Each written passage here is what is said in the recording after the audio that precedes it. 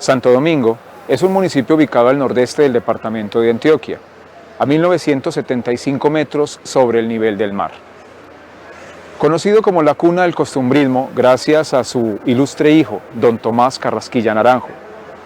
Obras tan importantes como La Marquesa de Yolombó, San Antoñito, En la diestra de Dios Padre, entre otras. Pero tampoco podemos olvidar a su ilustre amigo y compañero, don Francisco Pacho Rendón. Pero así como Santo Domingo es la cuna de grandes escritores, también conocemos industriales, personas que han forjado el futuro de la región. Don Jorge de Bedut, los hermanos Ramírez Jones. Hay que conocer y visitar a Santo Domingo. Pero el día de hoy vamos a hacer un programa diferente, en el que conoceremos un personaje y su casa. Una casa diferente a todas las casas, donde ustedes y yo vamos a aprender de algo muy importante que nos enamora y nos enseña que la vida es una canción. Bienvenidos a Especiales Santo Domingo.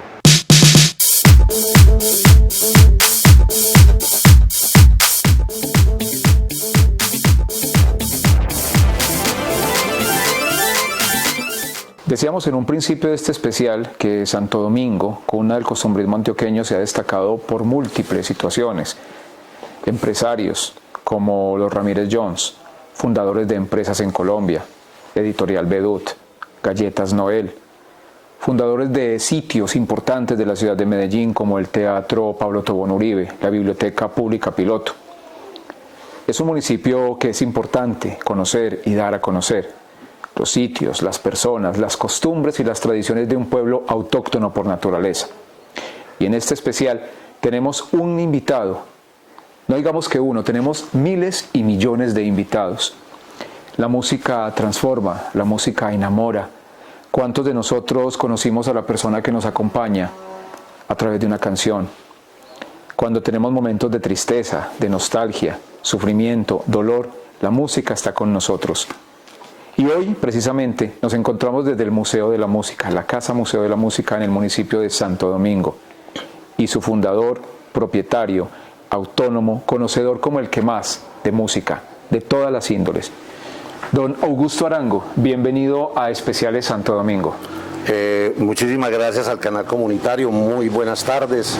Sí, tú lo decías, Hugo, pues una vida llena desde su infancia por la música a través de pues toda la vida. Yo comencé a inmiscuirme en esto siendo muy niño, un niño de 7 o 8 años, obviamente en forma indirecta, porque como lo he dicho en diferentes etapas, yo tenía que llevarle a mi papá la comida a un bar que tenía en el Parque Amagá cuando tenía 7 o 8 años. Entonces, ¿qué sucedía? Lo que mucha gente vive cuando pasa por la Casa Museo. Yo llegaba al bar de mi papá en el parque oyendo a María Luisa Landín, a Olimpo Cárdenas, a Óscar Agudelo, a Armando Moreno y todos estos cantantes hermosos, por cierto, de la época, y eso se fue quedando en mi cabeza, de niño, obviamente. Por allá en el año de 1960, cuando ya termino mi primaria en Amagá, quería seguir obviamente estudiando. La carencia de los pueblos en ese tiempo por institutos o colegios de enseñanza secundaria me llevaron a irme a Sonsón a estudiar mi bachillerato interno. Yo llegué a Sonsón el 28 de enero de 1960 a las 2 de la tarde. Fueron 6 años muy bien vividos en el aspecto deportivo, cultural, musical, académico, en fin. Entonces, como he dicho yo varias veces, entre comillas, con la mala fortuna de que el liceo donde yo estudiaba tenía emisora y teatro. Emisora que era la única del pueblo. O sea, que la tenía ahí al frente para continuar escuchando mi música e inmiscuirme ya en los estudios, porque por ser un niño me dejaban entrar allá. Y en la parte del cine, aunque no soy cineasta, me permitía ver algunas películas, sobre todo de cantantes, porque era contrato directamente con Cine Colombia, que era la que distribuía las películas en esa época, digamos que en Colombia. Además, disculpe, don Augusto, porque veníamos recibiendo la influencia de la época dorada de oro del cine mexicano, los años 50 hacia atrás. Bueno, sí, esa es una experiencia muy interesante que la gente no conoce. Y ya que Hugo toca ese tema, por allá en el año de 1932 salen a la luz pública las hermanas Padilla, unas grandes referentes de la música mexicana. El cine era mudo, ellas acompañan, ojo a la historia que es muy interesante, ellas acompañan las películas de cine mudo y otros cantantes como Pedro Infante, Jorge Negrete y tantos otros, pero esa música llega a Colombia, la música de los duetos femeninos llega a Colombia en la década del 30, 40 y en los años 50. Surgen los duetos femeninos de música guasca, concretamente en Antioquia. El mundo sigue girando, el general Gustavo Rojas Pinilla, que era un dictador, prohíbe la importación de música de Argentina y de México. ¿Qué hizo él? Dijo, ustedes que también cantan, graben en nuestra industria pornográfica colombiana. Y concretamente tuvimos la suerte de que fuera el mayor auge en Medellín. No sé si es que la vida le regala a uno cosas importantes, pero por allá en el año 2012, llega a mi bar, un bar que yo tuve por el centro comercial El Diamante, Luis Omar Montoya Henao, un investigador joven mexicano con una maestría en música a la edad de 33 años. ¿Quién me lo llevó al local? No sé. Me dijo, hombre, usted me puede ayudar, yo vengo del Ministerio de Cultura de México a hacer una investigación sobre duetos femeninos en Antioquia de la década del 30, 40 y el 50. Entonces, de esa oportunidad yo dije, ¿cómo la vida me regala esto? Y comenzamos a investigar, hablamos con las hermanitas Calle, hablamos con las hermanitas Gómez, hablamos con Bran, el acordeonero de Darío Gómez, pues con una cantidad de gente de la música huasca, y surgió, por iniciativa de quien les habla, un libro que se llama El Síndrome de la Nostalgia, que recorre todo esto de la música huasca. Y la gente preguntará, bueno, por ejemplo, los jóvenes que están presentes, y tal vez Hugo, no sé, ¿por qué música de carrilera y por qué música huasca? Pero antes, don Augusto, de que nos cuente sobre esa historia, porque aquí vamos a tener, como en sastrería, mucha tela que cortar. Sí, señor. Remontémonos a esa época donde muchas personas, algunos coleccionan estampillas, otros billetes, otros muñecos, porque todos tenemos una afición diferente. Correcto. Pero ¿en qué momento don Augusto Arango descubre, yo voy a comenzar a coleccionar música? Bueno. Y si recuerda esa primera colección, ese primer trabajo discográfico que usted tuvo. Es muy interesante. Resulta que cuando uno comienza a crecer, ya es despertar en bachillerato, y uno tiene la vida me dio la oportunidad de ser independiente a los 12 años, pues con unas pautas de las directivas del colegio, pero uno tenía cierta independencia, ¿no? Entonces a uno le mandaban la platica, le mandaban los famosos giros al internado, y uno decía, bueno, me mandaron 2 pesos. Yo tengo una carta de mi mamá de 1960 donde me dice, ahí le mando 2 pesos para que compre mecato. Y con 2 pesos se hacían maravillas. Exactamente. Entonces yo de esa platica que me llegaba, los miércoles al internado yo guardaba cierta platica, y en 1964 en un almacén que había en el Parque Bolívar a continuación del Teatro Lido, compro mi primer long play que se llama Pacho Galán en percusión, del sello Tropical de Barranquilla. Todavía lo ahí está guardado. Bueno, resulta que todas esas cosas de la música eran satisfacciones.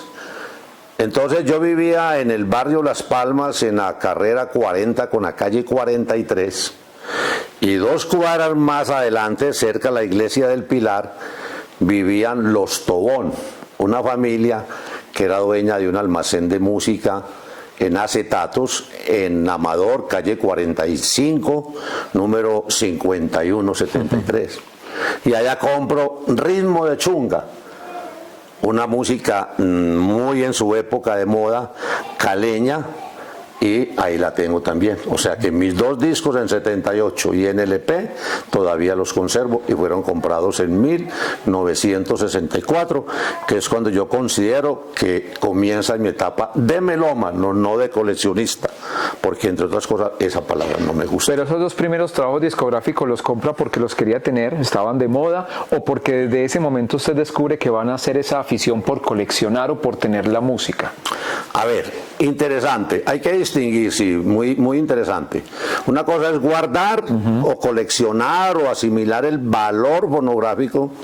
Entonces uno se ponía a pensar en ese tiempo la cantidad de industrias discográficas que había en Medellín en supremacía sobre las otras ciudades del país. Y uno, no sé, tal vez tenía la intuición de que esto tendría mañana o pasado mañana que valer musicalmente hablando. Y se daba uno el lujo, cuando llegaba a un baile de familia, un baile de barrio que llamaban baile de garaje, de llegar con los acetatos debajo del brazo, y uno era el chacho de la película. Uy, compraste el play de... Lo que diríamos el DJ de la fiesta. DJ, exacto. Entonces nos prestaban los garajes, nos prestaban la casa. Yo cada rato me recuerdo en el barrio Las Palmas barriendo y trapeando un 4º piso que nos prestaban una familia lopera. Y entonces surge, la verdad, yo siempre tenía la inquietud de comenzar a guardar música tropical colombiana en su momento. ¿Ya? Entonces, si bien es cierto que uno lo compra como esnovismo, también tiene como la perspectiva de analizar que esto podía volverse algo útil en un futuro. Y comienza uno con sus pesitos a acumular música en acetato y en long play. En estos días reencontré a un amigo con el cual yo tomaba en un bar de Guayaquil que llamaba El Quijote, y nos robamos del piano un disco que es cantado por Armando Moreno.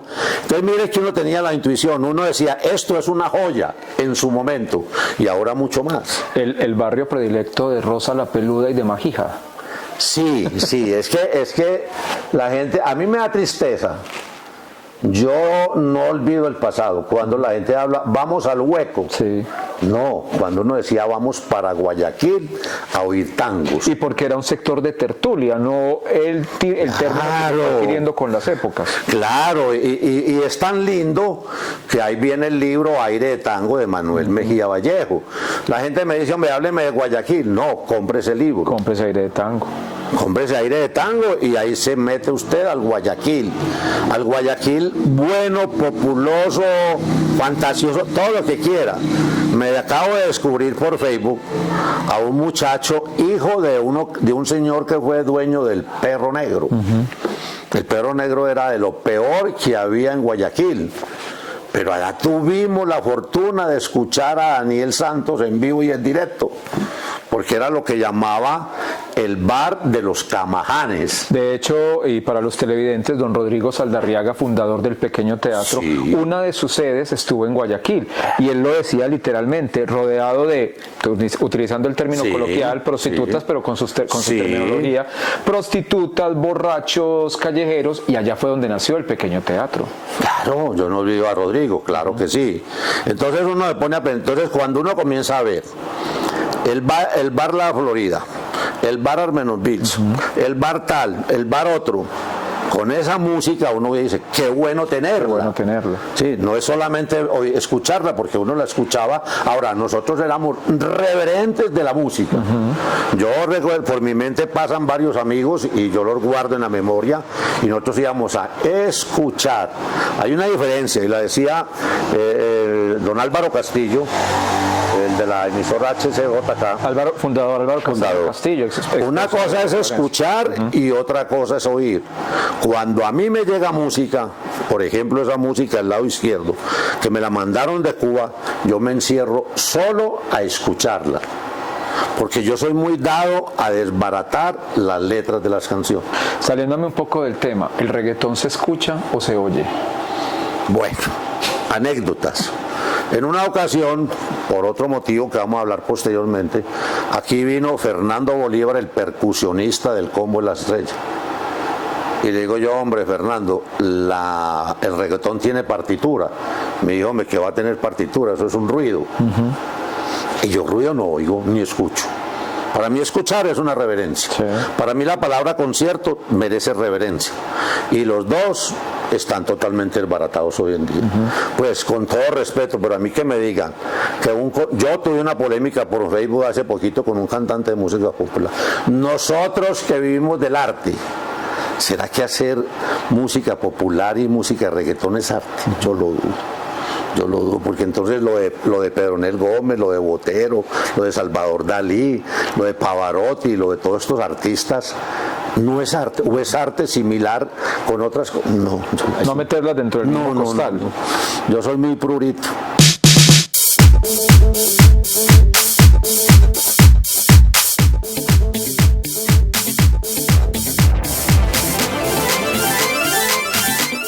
Anécdotas.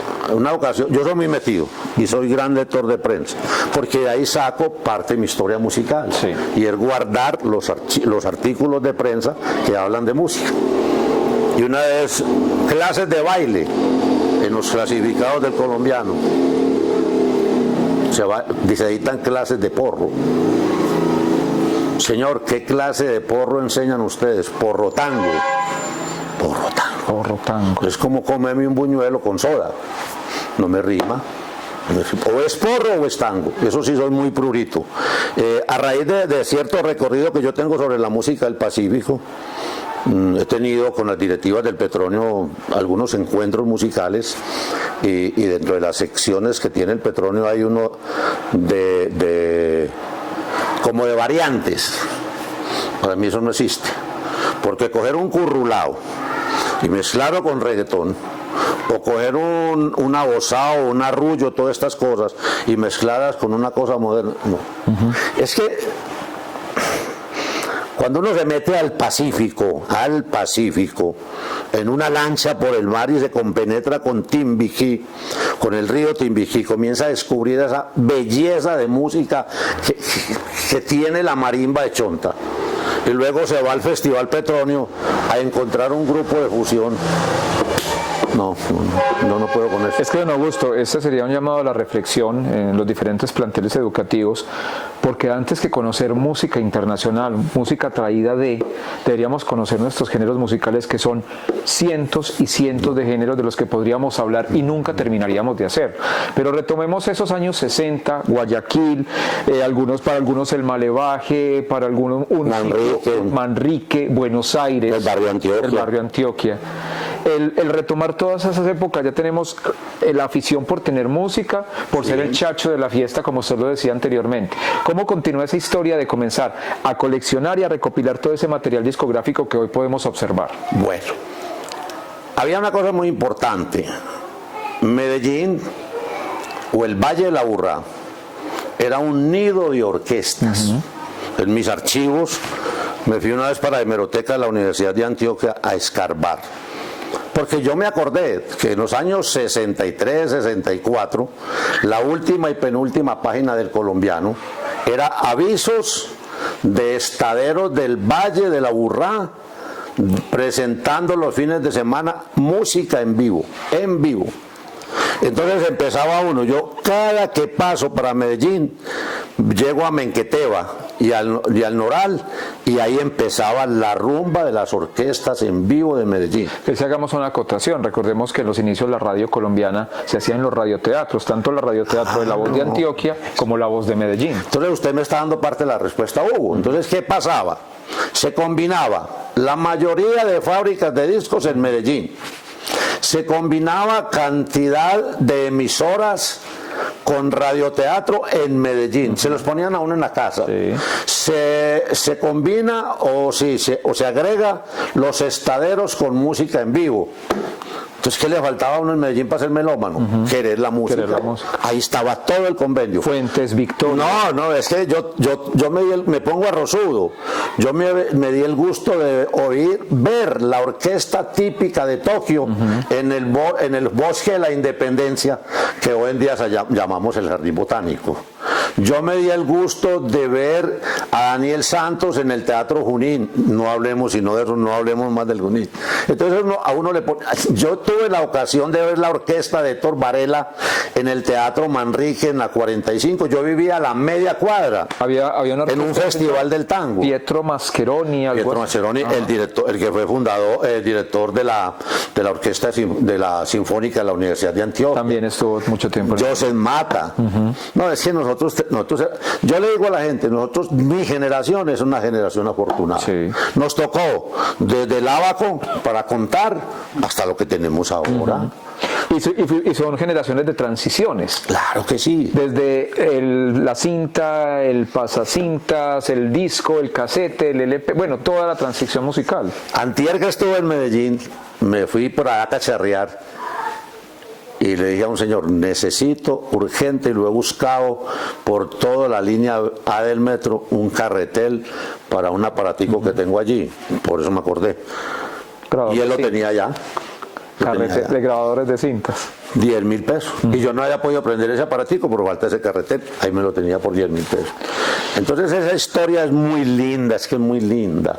A nosotros nos llegó una época también de la famosa nueva ola de Argentina, de México, el señor Carlos Pinzón, Alfonso Lizarazo. ¿Qué tanto lo tocó a usted esa generación? Toda, Hugo, toda. Resulta que con eso, a ver, cuando yo llego al Liceo de Sonsón interno, el promedio de estudiantes internos era más o menos de 150. Entonces, había de toda parte, pero hablemos de Medellín. De Medellín llegaba el hijo Calavera de Aranjuez. De Medellín llegaba el hijo con plata, porque el liceo era elitista, de Laureles. Llegaba el hijo de una clase alta del Poblado, llegaba un holandés, entonces así mismo se mezclaba la música ya. Cuando uno comienza a crecer, como yo decía ahora, nosotros terminamos teniendo un conjuntico de música en el internado que no era la calidad de la música, era para que nos dejaran salir donde las chachas a tocar fuera del horario normal, mientras que los internos del común, entre comillas, estaban durmiendo. Nosotros los internos músicos, entre comillas, estábamos animando un bingo o un bazar o una fiesta en cualquier parte. Entonces, cuando llega la música de los años 60 que llamamos tradicionalmente, yo estaba en crecimiento. Y fíjese que también influía que a Sonsón entraba muy mal la radio, pero nos entraba en forma excelente la emisora del Liceo y Radio Santa Fe de Bogotá, que alguna vez yo me arrepiento de no tener la música de Radio Santa Fe, porque esa emisora llegó a ser de Juvenal Betancourt, hermano de Belisario Betancourt Cuartas, paisanos de nosotros. Yo decía, donde yo hubiera hecho un esfuerzo, había conseguido esa música. Como de la música de Radio Santa Fe, muy poquita. Bueno, entonces, es que la historia es muy interesante. Voy a traer a colación solamente una anécdota que me llegó por WhatsApp en estos días. Alguien sacó a la memoria un afiche del 9 de mayo de 1964, Coliseo cubierto de la ciudad de Medellín. Yo digo que todo es de buenas. El suscrito estaba en Medellín ese día porque era el Día de la Madre ese año. Y en el internado nos daban la prelación de que los que tuviéramos la mamá viva fueran.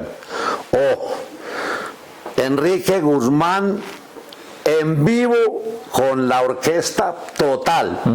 En mi vida, con 72 años que tengo, yo no había visto una orquesta tan bien dotada musicalmente hablando en cuanto a instrumentos como la de Enrique Guzmán. Estaban los Trotamundos, una orquesta muy buena que hubo en Medellín. Estaban los Falcons. Entonces todo eso era bueno, ahora usted que me nombra a Enrique Guzmán, le voy a dar otros dos nombres de esa misma generación, muy amigos, parceros entre ellos. Me dice con cuál de los tres se queda. Enrique Guzmán, Alberto Vázquez y César Costa.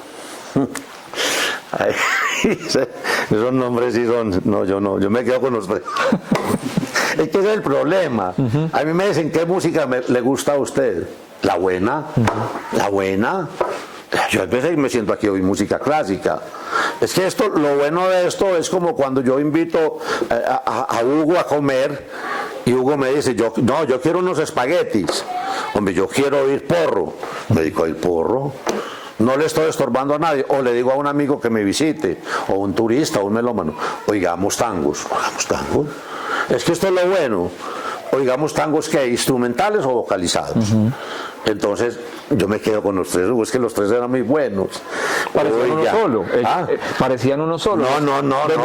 Estaban los tres. Es que yo a veces quisiera devolver la vida y le digo a la gente, hombre, hay que vivir la vida intensamente. Y a los jóvenes les digo, hombre, no se enfrasquen en ciertas cosas que no es sino una perdedera de tiempo. Pero es que los tres eran muy buenos y a mí me tocó verlos, me tocó ver a Enrique Guzmán, me tocó ver a César, es que teníamos otro aliciente. Al Teatro Junín nos llevaban toda esa gente. En vivo y en directo. En vivo y en directo. Es que uno puede decir que oyó la orquesta típica de Tokio tocando tangos en el Jardín Botánico. Es que a Medellín llegaba lo que ustedes no se imaginan. A Lucho Bermúdez con su hombre, frente. No había que ir sino al radioteatro gratis. El clarinete se escuchaba. Yo tengo una polémica que voy a comenzar a estudiar. Ya me conseguí un libro. ¿Quién es más músico? ¿Pacho o Lucho? Pacho Galán o Lucho Bermúdez. Lo que pasa es que en esto de la música yo no quería caer en ese término payola y contrapayola, que ustedes aquí saben a qué me refiero. Entonces Lucho tuvo la intuición de ser más comercial que Pacho Galán. Y de hecho Lucho en el año 44 se va a Argentina, despierta entre mucho músico argentino el amor por el porro, se queda 4 años, en el 48 llega a Medellín hasta el 62, en fin, y comercializa la música tropical colombiana que, como decías ahora, es tan rica y tan hermosa. En cambio, yo diría que Pacho fue más concentrado, más encerradito, o no tuvo la intuición comercial que tuvo Lucho Bermúdez. Pero a raíz de eso, como te digo, es que Medellín oía, dígame quién de la época no escuchábamos nosotros en Medellín. Y es que si nos regresamos a 1935, aquel fatídico 24 de junio, ¿cuántos dicen que los antioqueños o los medellinenses somos más argentinos que los mismos argentinos? Sí. Porque se escucha más tango en Medellín que en el propio Buenos Aires. Totalmente de acuerdo. Yo diría, entre comillas, que Gardel tuvo la suerte de morir en Medellín. A mí me gusta Gardel, pero para mí hay gente mejor que Gardel. Sí. Si Gardel no hubiera muerto en Medellín ese 24 de junio del 35, sería tan famoso como lo es. Porque si uno se agarra a escuchar, y yo los invito a que cuando quieran lo hagamos, y nos encerremos aquí en el buen sentido de la palabra, y cojamos 3, Gardel, Magaldi e Ignacio Corsino. Y dejamos a un lado al varón del tango Julio Sosa, y dejamos a un lado a Alberto Gómez, y Ángel D'Agostino, en fin. Entonces miramos que Gardel sí es bueno, pero que de pronto hay otros mejores. Los televidentes nos van a disculpar porque aquí estamos haciendo una mezcla de todos los temas, pero alrededor de la música, pero es que es imposible no mezclarlos antes de continuar con esa historia personal. Y usted me remite a una pregunta. Si Gardel no hubiera fallecido, yo se la traigo hasta 1973. Si Nino Bravo no hubiera fallecido en ese fatídico accidente, ¿Rafael sería quien fue? Totalmente de acuerdo. Totalmente de acuerdo. Yo sintetizo a Nino Bravo en una frase, debido a que he escuchado ese tema. América. Cuando Dios hizo el Edén, pensó en América. Pensó en América. ¿Ustedes se imaginan? ¿Ustedes se han puesto a magnificar esa frase? Estoy totalmente de acuerdo. ¿Qué se encontró Rafael? Y soy admirador número 1 de Rafael. Se encontró la muerte, entre comillas, de Nino Bravo. Y se encontró ese tremendo compositor de Manuel Alejandro. Compositor de compositores. Es como yo le digo a la gente, con la orquesta de Pedro Laza, de la época de los 50, 60, baila un mudo, baila un tullido. Es decir, son de una calidad enorme. Ahora, hay una cosa muy importante, y yo sí la discuto. Una persona puede ser un lustrabotas, puede ser un recolector de café, puede ser un zarrapastroso, vulgarmente hablando, y me perdona la persona, despectivamente para mucha gente. pero uno en la vida primero tiene que ser gente. Yo no he visto involucrado en un problema a Nino Bravo durante su vida, yo no he visto a Rafael en un problema, yo no he visto a José Luis Perales y a tanta gente. Entonces, en estos días, a mí me mandan mucha cosa de música. Yo le decía a cierta persona que me mandó algo, creo que fue de Miami. Hermosa la balada. Enterraron nuestro bolero.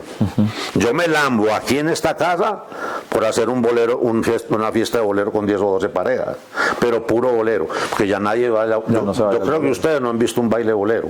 ¿No lo han visto? Siempre lo remontan a una baldosita y dando. Sí, pero no se ha visto como tal. Entonces, sino lo que acabas de plantear de Nino Bravo y de Rafael, sí, yo estoy totalmente de acuerdo con eso.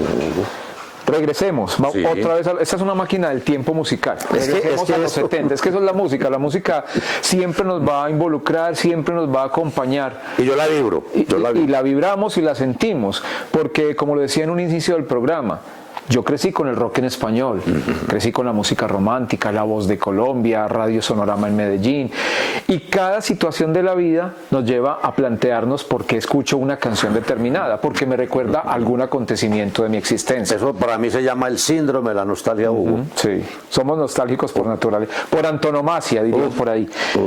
Íbamos ya a mediados de los años 60, los bailes de garaje. ¿Qué siguió en la vida de Augusto Arango? Bueno. ¿Qué siguió? Dejar el básquetbol, que lo jugué a nivel competitivo en el equipo de Croydon. Por cualquier circunstancia de la vida me retiro de esto, me caso y sigo metido en la música en forma de recopilación, de coleccionar, y sigo visitando todos estos sitios de que hablábamos ahora. Uno ya se involucra con el estadero tal, con el teatro tal. Entonces sigue enriqueciendo uno su colección de música, sus libros, porque a mí me encanta el tener libros de música. Yo prácticamente abandoné la literatura y me involucré en los libros de música. Le cuento una anécdota, don Augusto. Lamentablemente, como lo decía el desaparecido, a título personal, mejor presentador de la televisión colombiana, y como lo he dicho siempre, es un concepto muy personal, que no hubo, no hay, no habrá uno como Fernando González Pacheco, con todo el respeto de los presentadores actuales, pero el tiempo en televisión es muy corto. ¿Qué tal si nos encontramos la próxima semana o en una próxima emisión para que sigamos hablando de usted, de la Casa Museo de la Música y de todo este universo musical? No, yo no tengo ningún problema. Es que cuando yo llegué a Santo Domingo era con esa mira, dejar algún recuerdo, dejar alguna semilla de la música. Que no olvidemos esto. Es que aquí, no porque yo lo tenga, pero es que aquí hay maravillas. No, a la orden, yo estoy disponible. Santo Domingo es un universo de conocimiento, Santo Domingo es un universo musical, de arte, de literatura, lo mencionábamos a un principio del programa. Los esperamos para una próxima emisión, para que con don Augusto, alrededor de esta música, aquí se respira nostalgia, se respira ensoñación, se respira conocimiento musical y lo más importante, historias que nos enriquecen todos los días. Por su atención, muchas gracias y hasta una próxima oportunidad.